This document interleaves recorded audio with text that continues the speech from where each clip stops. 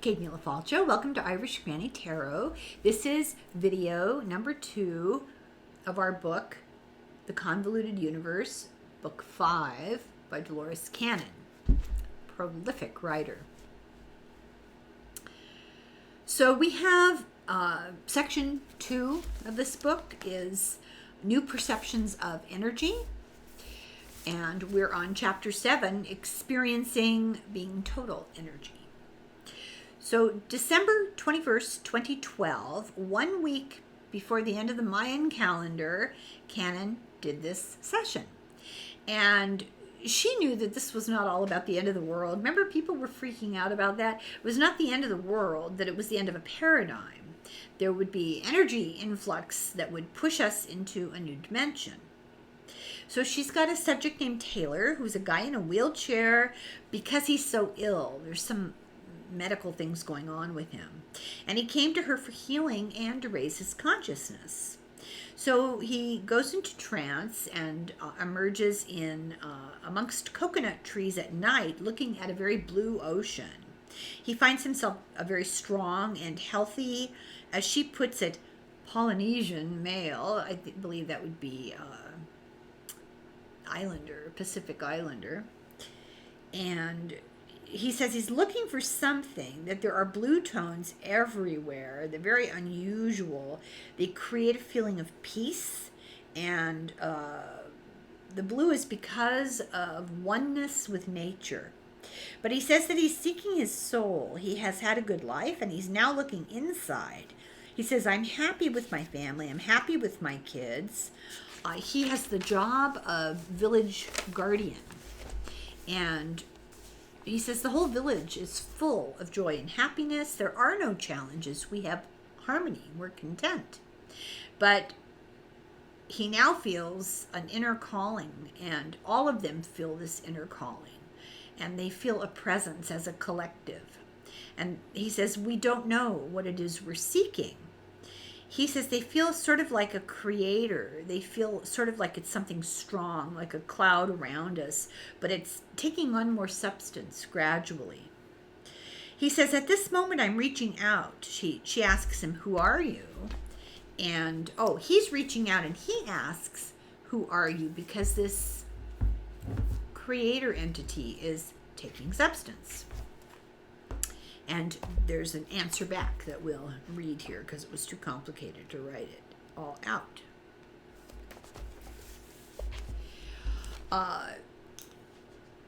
Cannon asks him, are you getting answers? He says, yes, it's communicating. I am all around you. I am your very being. I am within all things. I'm the substance of creation, moving everywhere and everyone. I'm the spirit that moves through all things. This is another quality of what everything is made of, and you've listened to my call. I am the source of your life. I am the breath of life, the wind that blows, and I feel as though I don't need to know exactly what it is. This guy is now, that was the quote, and now the guy says, I don't need to know exactly what it is mentally. I want to feel it. I want to talk with it. It seems to me the answers aren't so much trying to solve a problem, so much as just communicating you're there, and it's not hi, like saying hi. He goes, it's different. I'm feeling that I'm going beyond myself. See why some of this is very confusing. So he's beginning to feel now that he is that entity. He's changing his understanding of who he is. He says, I'm a little afraid. I must trust to go beyond who I am. It's just happening. It's an intelligent communication between sense of self and it. Because of his increasing awareness, he's going to affect people, other people, just by walking around them. And we've heard this in so many of her books, that there are people amongst us who are ordinary people, no different than the rest of us, except that they bear light, they bear more energy, and it's intentional that they're meant to be here, and just their very presence around people shares that energy. And good luck trying to figure out who that is. I have no idea, but I think that's fascinating. He says, we're all changing and being freed, but it's a choice because we all have free will. So here's the opportunity. The energy is being provided. The paradigm is shifting. The knowledge is out there. Make of it what you will is the message. So he'll be sharing energy just by his presence. He says we have achieved peace, and this is in his context of this island life. We have achieved peace and love, and it's time for more. Not all will understand, not all will be ready. The changes to be made are new discoveries, and there's no end to them. He says the nature of life is constant change. Moving forward, he's still alive, but he's able to go back and forth from a body to being in the state of light, the sun, the source, pure energy. So many of the villagers are also able to do that. They're glowing. Their body is becoming like an outline and glowing. And he says that there will be more subtle ways of caring for bodies through love instead of food. Here we go again with the no food thing. He says we'll nurture ourselves through love and love energy as nourishment. And we'll get to the point where our energy changes our bodies. There will be no death. We'll simply change from one form to another, from within a body to an energy form. Light bodies. He says we become the light. We can shape energy into any shape. Tree, rock, planet.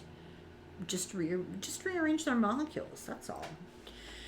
Canon is told that we're all moving into this ability, condition, state of being. So she goes through, in the book, she goes through a healing process for his many physical issues. Remember Taylor, he came in a wheelchair. And she says it's all about energy work, and it's, she's told that our cells have intelligence and that DNA holds light. So chapter 8 is called I Am You. And she talks about two different cases that happened separately, a year apart, and physically distant apart from each other, but they're connected. And she thought this was fascinating. And I do find this fascinating about her work, the repeated information and connections from unrelated people. It's very interesting.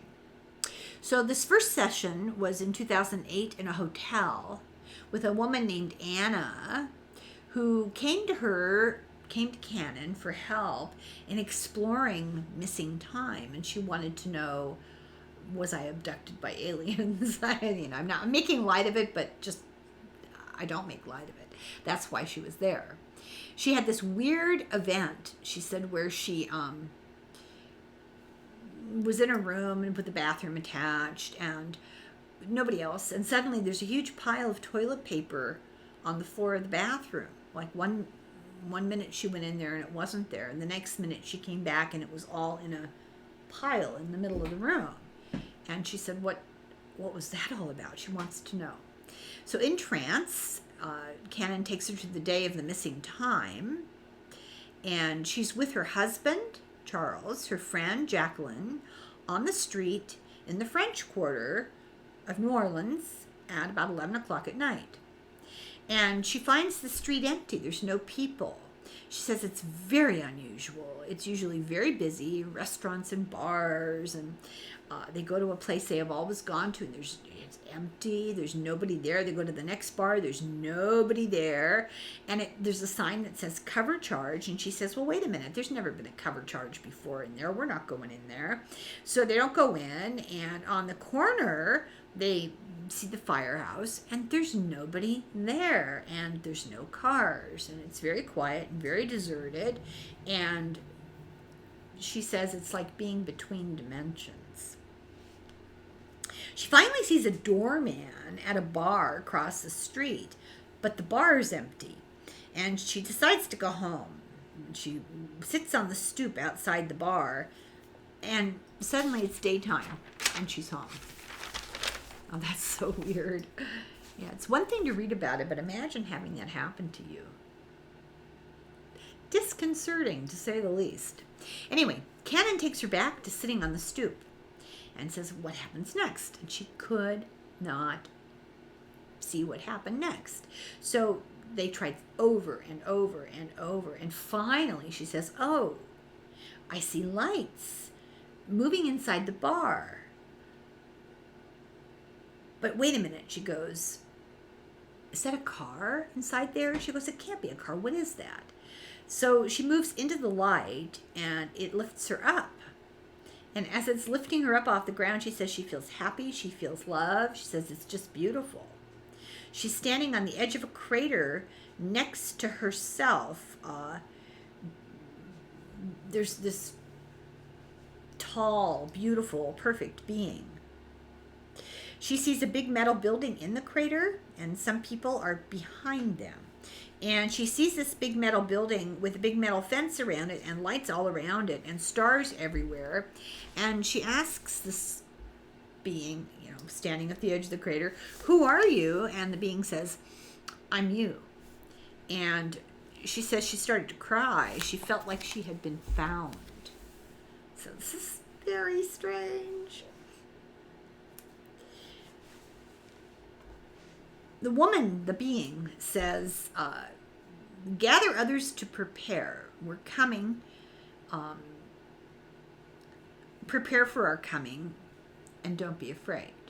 So she's told, gather others, help them prepare, because we, these light being things, are coming. Prepare for that, and don't be afraid. There are lights moving all around like a dance, and she's told they're scanning you to adjust you. Oh, God. She says to this light being, I will tell everyone that will listen how beautiful you are. And Canon asks to speak directly to this being of light. Anna is told that Canon is told that Anna, the subject, has many times been with us. This is the light being speaking to Canon. Anna, the subject, many times has been with us, the light beings. She is me. She is us. We love you. It's time to step up and take your place, she says to Anna. They want Anna to tell people, we are love. We're from a different dimension. She was taken to a different dimension that night of the missing time. She was right. She was in a different dimension. She says there's another part of her in another dimension. And Canon asks the question. She's still communicating with this light being through Anna. That's also weird. She asks her, people think of UFOs and ETs as physical. Is that right? And the answer is, it's all the same. So Anna is taken to another dimension to see family in the other dimension. She goes, the lights are my family. She volunteers to come here. She volunteered. She's here because she chose to be here. She doesn't remember her childhood at all because everything changed, because more Anna came later, she says. So much more that now Anna is almost completely different. So parts of her arrived at different times, is what this is saying. Because the energy of her soul is so high vibration, it couldn't come all at once at birth because it would kill her. So it came gradually as she got older and was more capable of dealing with it. And she actually had many miscarriages. And it's because she has so much energy. The energy wasn't right. And her mother had many miscarriages because Anna's energy, her soul energy, was so much. But eventually, they got it right. On a subconscious level, she's not aware of this. Anna has a lot of fear of the changes that are coming. She's aware there's going to be a major earth shift. And her job is to gather others. And I think it needs to be said that this is not a conscious, like, making an itinerary and writing a list of people that she's going to call up like an emergency contact tree. It's not like that. This is a subconscious thing that's going on. And the being tells Canon, we're coming. The sky is full. You can't see the sky. It's just crafts. we are to change, do a major shift. The sky is full to collect us. Many won't go. Only certain people are taken. Those who are not taken will know that they're running out of time. Oh. But if I remember from the last book, the advice was don't worry about it. Basically, you are what you are. You're ready or you're not. And if you are, you go one way. If you're not, you keep getting ready. It's not the end of everything. It's just a transition, a difference in path. And there's no sense in freaking out about, hey, wait a minute, is my name on the list? Because I thought about that, But there's no sense in thinking about that. What's important is to think about how you behave towards others today. So it's anticlimactic. So only certain people get taken. This sounds very much like the rapture. I just have to say that. I have to throw that out there. And I don't know how much Canon's frame of reference, once again, is sort of leaking through here, but this is what she's told. Canon is told they're happy because she's helping Anna, and that Anna knew all this, but she needed proof. She doubted. She thought she was, imagining things. And there's something in her arm, like a chip or something. It has to do with adjustments, and all the knowledge she needs is stored in it, and she's told, don't get that removed. So she has this memory of going on a UFO, and she says when people have these memories of going on to UFOs, that's a screen memory sometimes. Sometimes that's what happened, and sometimes that's what they're made to remember, but something different happened, just as weird, if not weirder, where they go to other dimensions. So something happened. And they're often in communication while people sleep because the conscious mind won't interfere while you're asleep, and the person won't necessarily remember what's been going on. So that's the first interesting case. And then later she has a second case, an architect from Canada who actually traveled to her office in Arkansas. And he said, I made this appointment because I know that there's more to life that I need to know, but I don't know how to go about that, and I'm hoping maybe you can, communicate something. His name is Greg. So Greg goes into trance and finds himself, he's a simple fisherman in a large sailing boat, and just kind of boring fishing, and Cannon moves him to an important day, and he says, well, I'm in my boat, and there's something really unusual in the sky. It's big and round and silver, and it's just hanging in the sky. There's two of them. And what he describes basically is spacecraft, metallic with windows. So he floats around it full of multicolored lights. So he's just take it on face value. He's floating around this thing that's full of multicolored lights, and he ends up in a large room of people in high-backed chairs, and he sees a white-robed man standing, and the white-robed guy asks the subject, Greg, why are you here? And he says, well, I don't know. He goes, do you know who I am? This old guy says, I am you. And this makes Greg uncomfortable. And he's told that he created this place to have this encounter, to meet himself in order to go beyond. He came with questions about his needing to know more about life and universe. And so here you go. And the having of this conversation kind of wakes him up a little bit in awareness, and he realizes, oh, I know this guy. He seems familiar. He's in a beautiful room. He says it's very real. There are many colors and lights. And he says this robed guy helped him create this whole thing, this whole environment.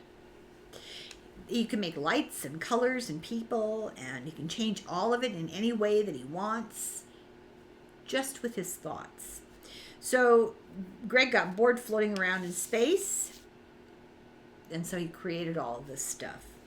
They all seem to know more than Greg does, these beings, and the man in the robe is teaching him how to use his mind to do all this stuff, and all of it is part of an agreement that he had with these others, and he's learning create the creative process by this experience. He discovers that he has powers to manipulate stuff, and he's learning to use it but not let it get out of control.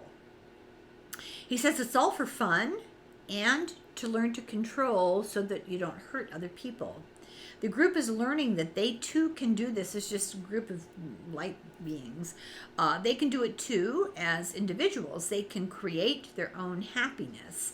He can create music with light and vibrations.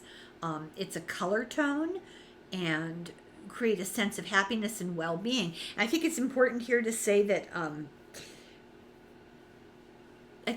don't know if they teach this in school or if this is, I've learned this somewhere else, I'm not sure, but light is vibration, and color is vibration, and music is vibration, and it simply depends on the frequency. What color it is, how intense the light is, or what the sound of the music is. And it's all the same thing. It's all just vibration. And there are people who, when you play music, they see colors. And sometimes when they see colors, they hear music. There's a connection that they have that some of us have forgotten or disconnected or whatever. So Greg is shown to trust himself and how to use his whole mind. So this trip to Cannon was useful. How to use actually more than your mind. So this is teaching Greg that he's at a whole new level, that every movement creates a ripple. The light is the mind, and you can do this with his mind, and he must do it in harmony for it to work, and everything he does and says affects those around him, that he has much greater power than he realizes. He does influence everyone, and he has to take a leap and not be afraid and not hold back, to go beyond the fear of the opinions of others or whatever, opinions of the world, and to lose that fear. Greg is a teacher, and he must not be in bondage to fear. He can heal by teaching through the freedom of the mind. He says, be free of fear. People are slaves to fear. People are slaves to what they think that they believe. And you can't change people's mind by dictating to them, dictating them out of a belief system. You have to love them out of it. Which is so interesting, because Dr. Stephen Hassan in the Cult of Trump, he he's an expert on cults and mind control, and he created this process of, it was a description of how people get pulled into mind control, and then how to help them get out of it. And that's basically what he says, slightly different terminology. You can't, which is something I tried to do with my MAGA friend, but he's a rapist, and he's such a terrible person, and he's broken all these laws, and he doesn't respect the Constitution, and he's a racist. Right over her head. The way to reach people who are in the thrall of fear or occult behavior, same thing, is to appeal to their fond memories, mutual things you've done together, mutual things you like doing together, staying off the subject. Reach them through love. And that's Dr. Hassan says that, and this entity is saying it too. I think that's fascinating. That's what I mean about how her work intersects with a lot of other stuff unexpectedly. Here's this cutting edge psychological thought from the world of psychology on how to handle cult behavior and mind control, and it agrees with some light being in a past life regression talking to Dolores Cannon in 2008. That's just incredible. So you can't talk people out of this sort of stuff. You have to love them out of it, and don't confront them with the truth. They don't care how many indictments Trump has. Don't confront them with it. Love is the best confrontation. People need to be drawn in. Need to be drawn into the light like children. Be kind. Walk away if you're not heard, if it isn't heard. Just present the options. The options are you can live in the darkness or you can live in the light. You don't present it like that, but those are the options. So he needs to ask people what they need to know. Find a way to get that out there. Now we're in section 3, The Other World Lives, chapter 9, The Transporter. Her subject's name is Regina. She finds herself in a large UFO. It's gray. It has automatic doors. She says, I don't belong here, but I don't feel any fear. There are other beings. She doesn't see them. She only senses them. She says she's wearing a torn uniform, and she has this feeling like, was I in some kind of a wreck?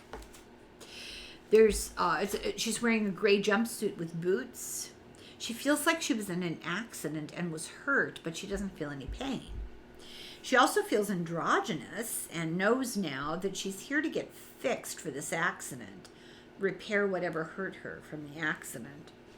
Her hands look scaly, and she realizes she's not a person. She has an egg-shaped head made of light. It's just an egg-shaped light. She thinks she was hurt because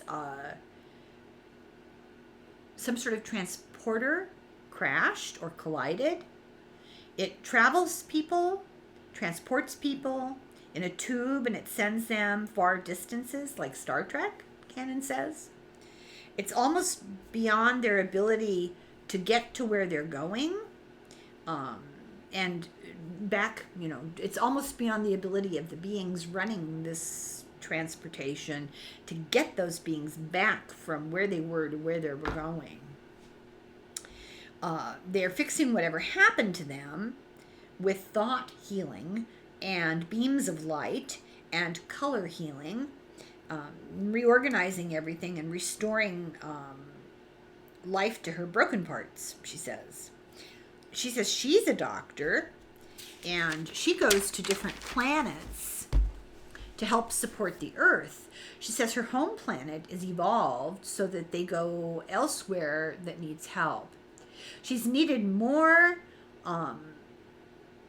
she herself is needing more energy help to fix her injuries than she usually has. She's not a normal situation, this injury she has.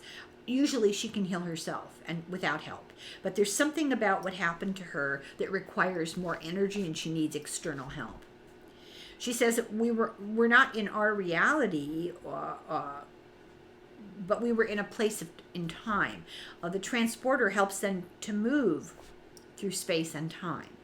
And usually the transporter's a convenience. This, whatever happened, was really unexpected.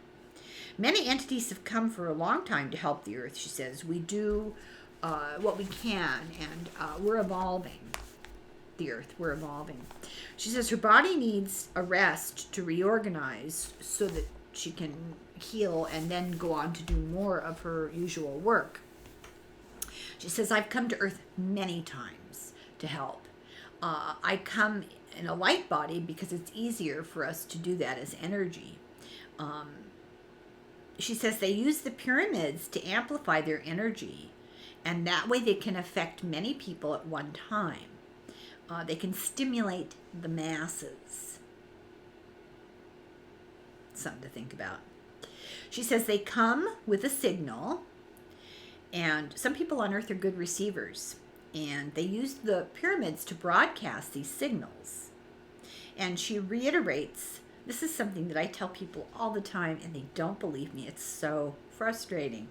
The pyramids were not tombs. They were something else. They were used for this energy transfer.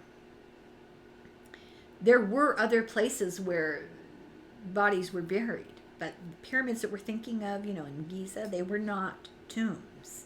They had another purpose. And other places were also used for the same purpose. And mountains were used for the same purpose. And what they were doing was speeding up the evolution of our DNA. Conflicts on Earth are happening because some people are good receivers and others are not. And so people were evolving at a different rate. And so you have, I think I can say this. So you have, Republicans in Congress and the Freedom Party. And you have people like Jamie Raskin. Jamie Raskin's a good receiver. But, you get the point. Some people are evolving, their energy is higher, their vibration is higher, their sense of love and light and communication is more, and others just are not built to receive it, or karmically they're not ready to receive it, and this has created conflict, and some people are just moving beyond all that, and others are stuck. Please God, don't let me be stuck and left behind with Lauren Boebert. So this created growth, but it also created conflict. And she says at this point, we're on Earth, it's almost like there are two incompatible species of humans on Earth right now. Wow, that's a mind blower. She says, this entity says, we entities did not understand the extent of the conflict that would be created. We didn't realize the disparity that it would create. They didn't realize people would receive it unequally. The evolution was imperfect, and we couldn't, the evolution was important. And we can't tamper with free will. We can provide the help that we can provide, but we can't interfere with free will. Some people can choose this energy and grow, and then some people can't. And that's what's happening.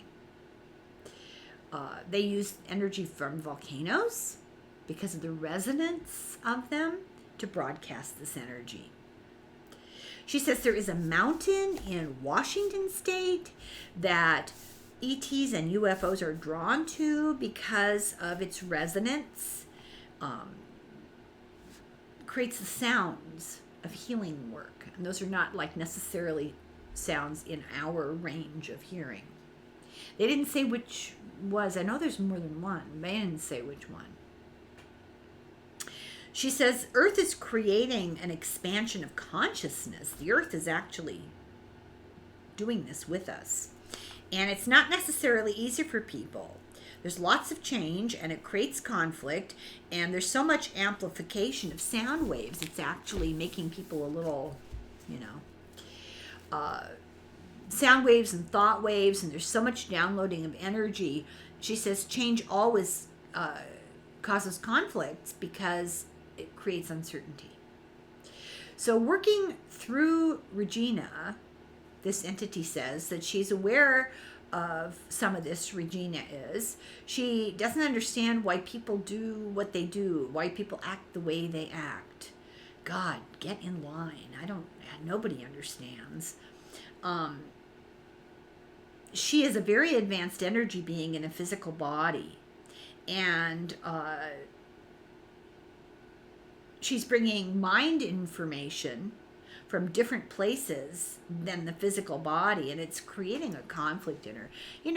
She's sort of a stranger in a strange land, is what that is. She gets information earlier than a lot of people and then helps to spread it like a beacon. The ideas go out of her into general consciousness. So I think, to me, this is me speaking now, not Dolores Cannon's book, but this is what I thought of when I read this.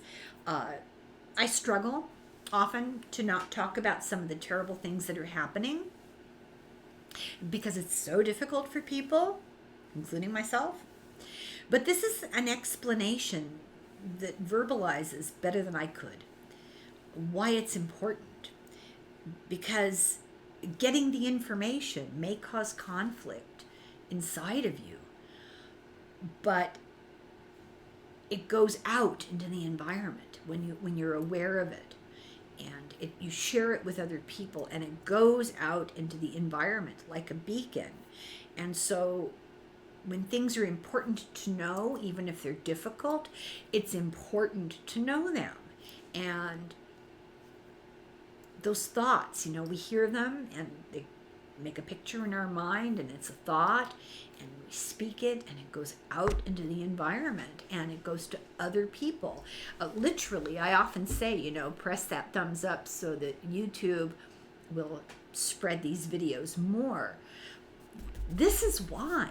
The more we can acknowledge and recognize the injustice and the lack of love and the people and events and places and technology, the things that we need to be aware of and careful of or embrace and seek out, but we need to hear it.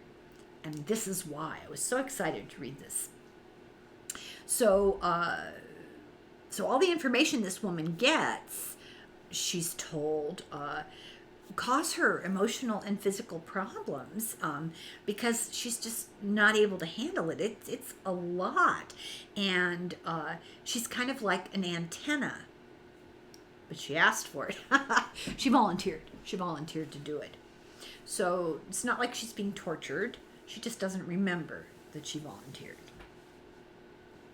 Such an interesting thing to think about, though. Chapter 10, The Devourer of Worlds. New subject, April, who's emerging from her trance onto the patio of some sort of yellow stone structure. She finds herself on a mountain, high above an ocean. She's in a clingy kind of weird metallic bodysuit that's soft, and over that a short, loose white tunic with a gold belt. As she's a he. She's a young man with straight black hair and a strange gray, green, brown skin. He's in a meeting place like a headquarters, but a headquarters where some people actually live. And he knows that he's there for a strategy meeting, sees other beings of many different types, not all of them humanoid. He says, "My face is not human. It's sort of scaly, it's not smooth, and I have big black eyes with a double pupil." Here we go again. "I only consume liquids." I wouldn't exactly brag about it. "I only consume liquids. We're from different galaxies, and this is a meeting of beings from many different worlds." There's a raised platform in the center of a circle surrounded by rising levels of seats. So it's one of those auditoriums where the speaker is in the center and there's a round set of tiers that go up benches. Let's see. There's a giant orb in the center of this, down at the bottom in the center of this bowl, and it's surrounded by rising levels of seats. Oh, I already said that. This is a giant orb with a holographic projection of a being or consciousness that's running the meeting in this orb. They can see this. It's transmitted to many other similar groups, so they're watching it, but it's like Zoom for the future. And it's an emergency meeting because something is moving through space and time. It's creating a lot of dark energy, and it's engulfing worlds like a gaseous living being. And it's a force that's penetrated from another universe. It's not supposed to be there. It changes planets. It changes or consumes those that are not strong in their fields. It doesn't have a a strong field of light. Oh, planets that don't have strong field of light. They're taken into this dark energy. So somehow it got through from another universe. It's not where it should be, and it's doing what it would do. It's just being itself, but that includes consuming other energies, other planets. So emergency call is going out to other worlds to help strengthen the light to resist this thing. It mutates the beings on the planets that it encounters, and it takes the life out of the planet, and it leaves a barren, dead star behind. So they're planning to alert the leaders of a bunch of different planets, the councils, to create strategies to strengthen their worlds, because it does avoid worlds with strong light, with strength around them. Weak worlds are less evolved. They're unaware, they're disconnected, they're out of harmony, and they're vulnerable. There's a plan to unify, to change frequencies, to become stronger, and make a field of light that's more solid and resists this thing. Each attendee is given a tablet, like a book. Now, this is really funny because this is before, iPads and Kindles and stuff, that this session was held. And this is what they're describing.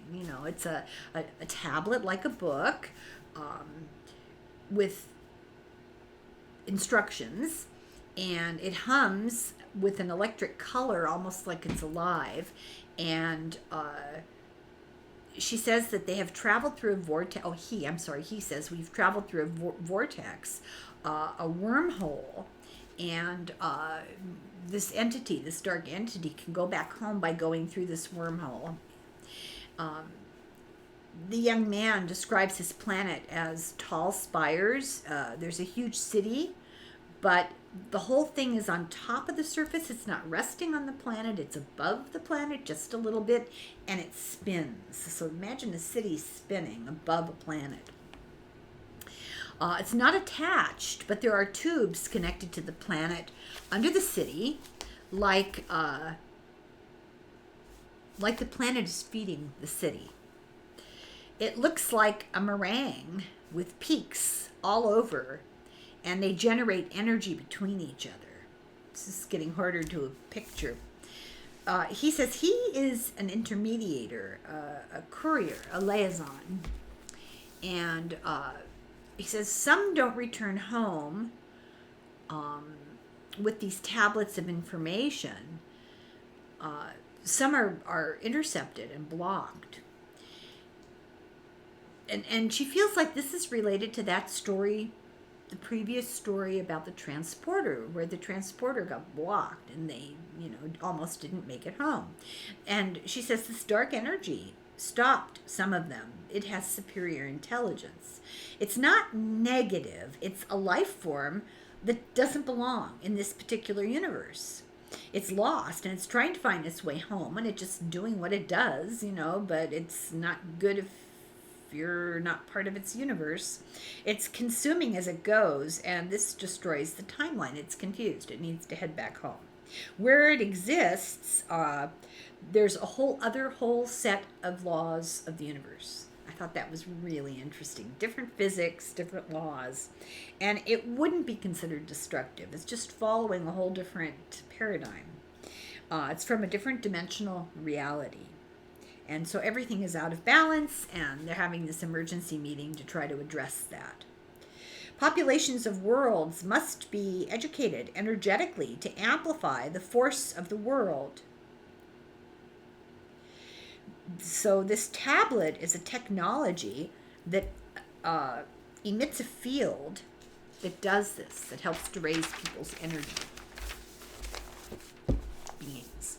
It amplifies the biological force. It unifies and strengthens populations and changes the entire field of the planet. And this entity will shy away from the light. Biological forms have to be upgraded gradually in phases, or it's too much energy all at once. April's job is to carry the light, but she is stopping and starting over and over.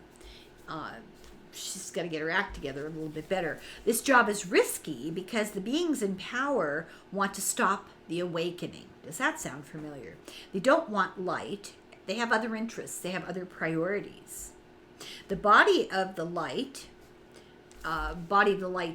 being in past lives was destroyed, but the process was passed on. So April is continuing the mission. She has a sense of this, but she blames herself for not completing the mission in the past without really understanding these feelings. So she has a subconscious kind of leaking from her subconscious of her emotions about stuff, and she's not really understanding what it is that's troubling her.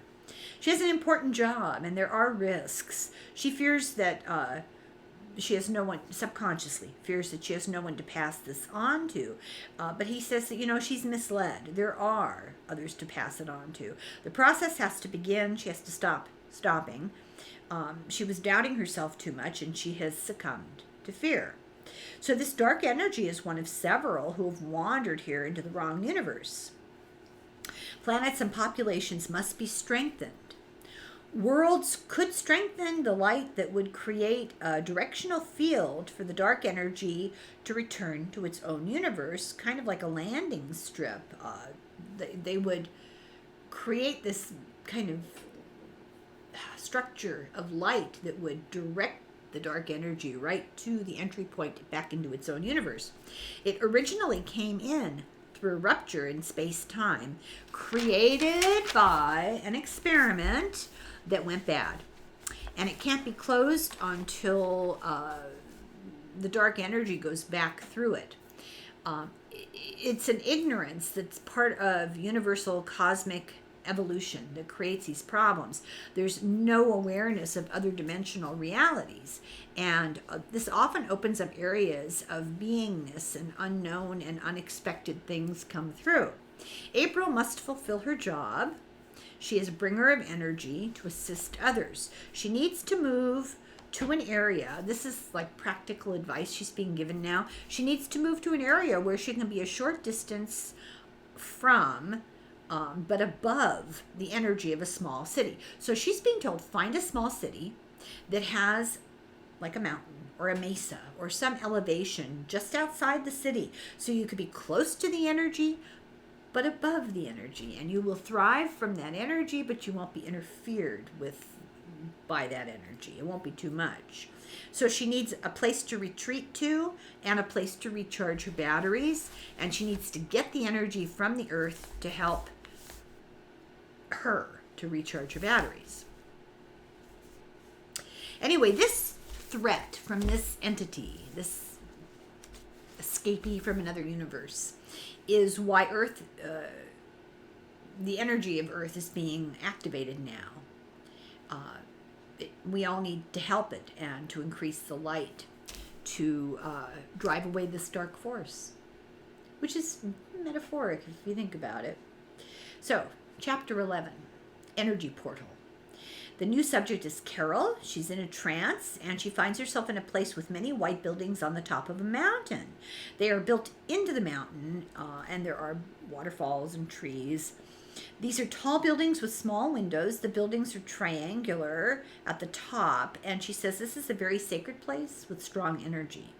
She feels kind of afraid to explore, but finally she goes into this nearby city. She sees herself as a long, tall, gray being with big eyes, small ears, no hair, long fingers, and is agile and strong. She approaches this main building. It has a very strong energy inside and finds spiral stairs. A being of invisible energy is gesturing for her to go up the stairs. So she floats up. She feels lighter. She feels like she's in clouds. She feels more free with clarity, peace of mind, no obstacles, and finds herself telepathically communicating. And these beings that she encounters say they are giving her energy to heal and to love. And she's rotating. This energy is rotating. She's told it's energy from the divine, and it's creating a vortex, a portal to let the energy in. And the vortex is in this building. It's not on the earth, this whole construction. The body that she saw herself as was provided because the human body could not deal with the kind of energy in the place where she is right now. Whenever humans need to increase their energy, all they need to do is ask. So whenever you want to increase your vibratory energy, you have to ask. And this helps to adjust your perception to think rightly out of pure love. And it's a cycle. So you think of love, it increases your vibrations. Your vibrations increase, you think of love. So it's really good to focus on that, to meditate on that. So we have to see the people of Earth through a lens of love and not lose track of why we're here. This is the challenge of world events right now. We see what's going on. We can't even keep track of all the awful things, right? But we have to see it through a lens of love. And it's not just compassion for one group. We have to have compassion for all of our fellow humans. Even the ones that we look at their behavior and we just go, God, you know. We have to have compassion. Anyway. Oh, and not lose track of why we're here. So she's returned to Earth after a very long time as a volunteer. But now she wants out. That's the end of that chapter. And I'm going to stop here because now it's the start of another section. So that's the end of video number 2. And we will continue. And I don't want to make false promises, but the next time I record, so it'll either be tomorrow or the next day, we'll do a drawing for the free book. And anybody who donated money into the Irish Granny Tarot PayPal account will get their name in a hat, and I will draw out one name, and that person will get a free book. And I actually have a specific free book, but we can negotiate. So, thank you for watching, and I hope that you're enjoying this. I know that Dolores Cannon's books are enormously, enormously popular. I think they're incredibly interesting, and what a way to integrate a lot of the different physics, metaphysics, philosophy, ufology, all the things that we've read about here on our channel in our little Saturday books. They all seem to be saying the same thing. And I'll just throw you a little hint here. I'm working on the next book. And totally unrelated to Dolores Cannon, saying the same things. That's all I'm going to say. Okay, thank you for watching. Have a good rest of the weekend. And I will be back either tomorrow or the next day. And we'll read some cards. If you have questions, I hope you will. And we'll do our book drawing. In the meantime, Slanga Foil, Slancha.